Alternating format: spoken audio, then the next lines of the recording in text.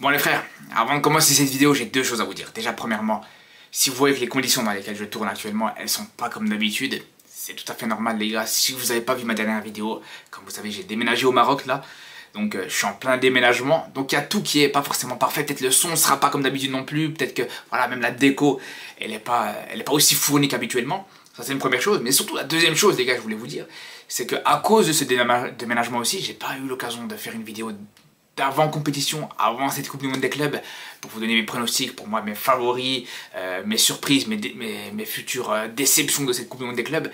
Donc ça, j'aurai sûrement l'occasion de la faire demain, cette vidéo-là. Bref, pour revenir sur ce match du PSG. Alors, c'est vrai qu'à première vue, une victoire comme ça, facile, 4-0, sans forcer de la part des Parisiens, on pourrait se dire, les gars, qu'il n'y a pas beaucoup d'enseignements à tirer de la part de cette équipe.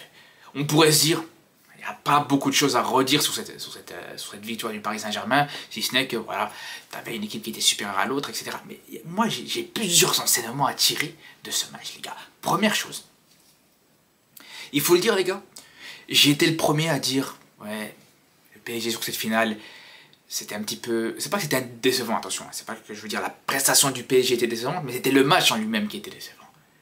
J'étais le premier à dire, est-ce que c'est le PSG qui était trop fort ou c'était l'Inter qui était trop faible? Bien sûr que les Parisiens étaient supérieurs sur cette finale, c'est clair et net. Mais est-ce que c'est aussi à cause d'une grosse faiblesse de l'Inter? Alors c'était le cas aussi, hein, faut pas se l'enlever. Mais on voit aussi à quel point les Parisiens sont vraiment impressionnants. Cette victoire, encore une fois, les gars, je peux vous le dire, hein, je peux vous le dire, les gars, que ce soit le Barça ou que ce soit le Real, on n'a vu à aucun moment, sur les nombreuses confrontations entre le Barça et l'Atlético et le Real et l'Atlético, on n'a jamais vu une victoire aussi large, une victoire sans appel comme ça. Après, c'est dans un contexte différent aussi, fin de saison, voilà, une certaine fatigue d'un côté, peut-être pas forcément de l'autre. C'est normal, et je pense qu'il faut pas se le nier, les gars, faut pas se l'enlever non plus. C'est que quand tu joues, quand tu es le Paris Saint-Germain, que tu joues en Ligue 1, que tu es champion 2 mois, 3 mois à l'avance, je pense qu'en termes d'intensité, etc., c'est différent. Mais bref, dans tous les cas, ça enlève en rien la prestation exceptionnelle de cette équipe parisienne, les gars, faut le dire. Tous les joueurs ont répondu encore une fois présent, quasiment tous les joueurs encore une fois ont répondu présent, et surtout collectivement, les Parisiens étaient largement au-dessus. Un Vitinha aujourd'hui, il marchait littéralement sur l'eau. Et aujourd'hui, les gars, quand je vois le match de Vitinha, quand je vois le match de Kvara, quand on voit encore une fois le match de Désiré Doué, qui n'a pas forcément été décisif, mais qui a été très bon encore une fois dans cette rencontre, on se rend compte à quel point cette équipe parisienne, c'est vraiment un collectif où tu n'as absolument aucun joueur qui sort du lot, les gars. Et on va venir à ce que je voulais venir depuis le début. On va venir à un point sur lequel je voulais mettre le doigt depuis le début de cette vidéo, les gars. J'en ai parlé sur Twitter, je sais il y en a à qui ça plaît pas, les gars. Mais en vrai, est-ce que vraiment Dembélé, il sort au-dessus du lot de cette équipe parisienne? Je vous pose la question, les gars. Est-ce qu'il sort vraiment au-dessus du lot, les frères? Est-ce qu'aujourd'hui, il y en a qui ont senti l'absence de Dembélé? Est-ce qu'aujourd'hui, si on avait... Allez, tu regardes le match sans forcément voir les joueurs qui sont sur le terrain. Bon, ok, on sait que c'est pas possible, mais est-ce que tu remarques que Dembélé n'est pas présent sur le terrain? Non. À aucun moment, le PSG a été impacté de cette absence de Dembélé. Si Dembélé c'est le meilleur joueur si c'est vraiment le joueur qui te fait la meilleure saison, la saison la plus impressionnante, est-ce que vraiment aujourd'hui il serait aussi peu indispensable? Les gars, je vais vous dire une chose, les frères, une chose. Rodri, qui est peut-être l'un des ballons d'or les plus contestés de ces dernières années, il est beaucoup plus indispensable à cette équipe de Manchester City, on l'a tous vu les frères, que Dembélé au PSG. C'est clair. C'est clair et net. Il ne faut pas oublier aussi, parce qu'on parle de cet exemple-là. Bon, il y en a qui vont me dire, ouais, contexte différent, c'est, voilà, match en plein après-midi, après la saison, etc. Ok. Bon, on s'en rappelle. Demi-finale retour contre Arsenal, le match ou l'un des matchs les plus importants du Paris Saint-Germain cette saison. Dembélé était absent. Personne n'a remarqué, encore une fois. Entre guillemets, personne n'a remarqué, bien sûr. Dembélé absent, ça n'a absolument rien changé, les gars. Le PSG menait déjà 1-0 avant l'entrée de Dembélé. Ils se sont provoqués un penalty que Vitinha a raté. Bon, voilà, malgré tout, ça montre encore une fois la dangerosité du Paris Saint-Germain dans ce match-là. Puis juste derrière, vous allez me dire, ouais, mais il met une passe dès quand il rentre, les gars. C'est surtout le but qui est exceptionnel, les frères. Le but d'Hakimi qui est exceptionnel. Mais voilà, on va pas se mentir, et on va pas dire que l'impact, que Dembélé a eu un impact énorme sur ce match-là, et comme je vous dis, d'accord, encore une fois,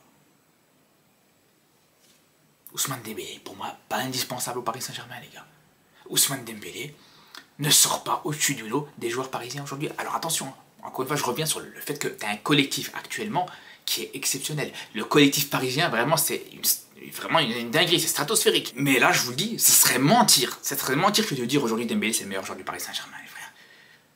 Même le meilleur attaquant du Paris Saint-Germain, je suis même pas sûr, au final, les gars, je suis même pas sûr que c'est le cas. Si Kvara fait la saison en entier, les gars, je vous pose la question. Est-ce que ce serait pas lui qu'on propaganderait pour le Ballon d'Or? Je vous pose la question. Si Désiré Doué avait eu le même niveau que depuis le mois de décembre, est-ce que ce serait pas lui qu'on propaganderait pour le Ballon d'Or? Moi, je vous le dis, les gars. Attention, hein, je minimise pas Dembélé. Je dis pas que Dembélé est nul. Je dis pas que Dembélé est mauvais. Je dis pas que Dembélé... Je dis même pas que Dembélé ne mérite pas forcément le Ballon d'Or. Il le mérite. Autant que plusieurs autres joueurs, mais il le mérite aussi. Mais ce que j'essaie de vous faire comprendre, et ce que j'essaie de vous dire, peut-être que vous n'allez pas être d'accord avec moi, mais je vous dis, il ne sort pas au-dessus du lot. Si je dois sortir vraiment deux joueurs qui sortent du lot, les gars, les deux joueurs pour moi les plus impressionnants du Paris Saint-Germain cette saison, les frères, Dembélé n'est pas dedans, c'est Vitinha et Hakimi, les frères. Bon, faut me dire, si je dis Hakimi, vous allez dire, ouais, mais c'est parce que t'es marocain, etc. Voilà, mais déjà, premièrement, factuellement, c'est aussi simple que aujourd'hui, on peut le dire, Hakimi, c'est le joueur le plus régulier depuis le début de la saison, les frères. Côté parisien, même au monde, les frères. C'est pour ça que je le dis et je redis, les frères. Je le dis et je redis, pour moi. Si les Parisiens avaient mis dès le début Hakimi dans le débat pour le Ballon d'Or, franchement, j'aurais pu rien dire. J'aurais pu rien dire, franchement, en termes d'arguments, etc. J'aurais pu rien dire, parce que Hakimi, depuis le début de la saison, c'est très bon. Pareil pour Vitinha. Donc ok, on va dire Hakimi, c'est parce que je suis marocain que je dis ça, d'accord, Vitinha. Est-ce que j'ai des origines portugaises, moi? Est-ce que je suis portugais, moi, pour vous dire que Vitinha... Les gars, Vitinha... Cette saison, encore une fois, il est sur la confirmation. Je pense que après Pedri, c'est clairement le meilleur milieu de terrain au monde. Actuellement. Ce qu'il fait, et ce qu'il a fait encore une fois dans ce match-là, les gars. Parce que quand on voit cette maîtrise parisienne, les frères, quand on voit vraiment le fait que le Paris Saint-Germain arrive à ouvrir le score et puis juste derrière à garder la maîtrise, à garder le ballon, etc. C'est grâce à qui, vous croyez? C'est en grande partie grâce à Vitinha. Vitinha qui a ce calme, qui a ce tempérament, qui a aussi cette capacité à pouvoir anticiper les choses, même quand il n'a pas le ballon, les gars. C'est là où, voilà, j'en arrive à cette conclusion-là.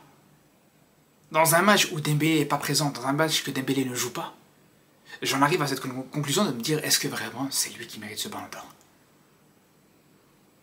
Est-ce que vraiment, déjà, comme je vous dis, est-ce que c'est déjà le meilleur joueur du Paris Saint-Germain aujourd'hui, actuellement, les frères? Je vous pose la question. Avant de se poser la question, est-ce que c'est le meilleur joueur du monde? Pour moi, je vous le dis, c'est pas forcément le meilleur joueur du Paris Saint-Germain. Simple, clair, net et précis. Et ça, c'est même pas moi qui le dis. Les gars, regardez juste les Parisiens, comment ils parlaient de Dembélé avant le mois de janvier. C'est aussi simple que ça, les frères.